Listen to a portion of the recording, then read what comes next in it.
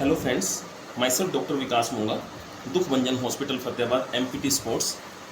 Friends, आज जो हम बात करने वाले हैं घुटने के बारे में बात करने वाले हैं, नी जॉइंट के बारे में। नी जॉइंट में पेन का कोई एक कारण नहीं होता।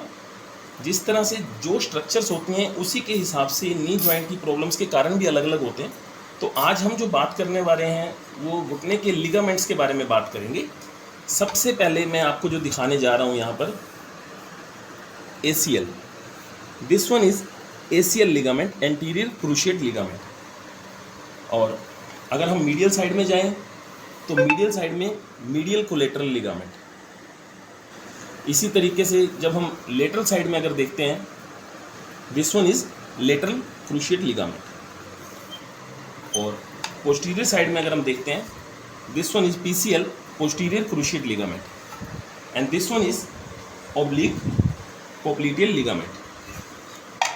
और यहाँ अगर हम आगे देखते हैं तो यहाँ लिगामेंटम पेटेले।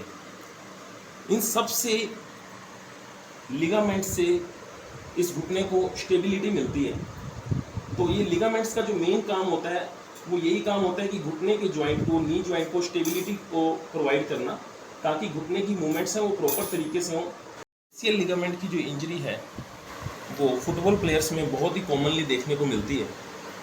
और जब हम MRI करवाते हैं तो MRI के अंदर जो कंफर्मेशन होती है वो लिगामेंट में कितनी इंजरी हुई है वो कंफर्म होता है। तो अगर ग्रेड 2 तक की इंजरी है किसी भी पेशेंट को, तो उसको फिजियोथेरेपी से, इमोबिलाइजेशन से, आइस पैक से, रेस्ट से, इन सब चीज़ों से उसको कवर किया जा सकता है। और अगर वो टीयर जो है वो कंप्लीट टीयर है तो उस केस में सर्जरी की रिक्वायरमेंट रहती है। तो हमारे पास अभी रिसेंटली एक पेशेंट था अभी जिसका ACL रिकन्स्ट्रक्शन हुआ है। मैं आपको उसका एक्सरे दिखाना चाहूँगा। उस एक्सरे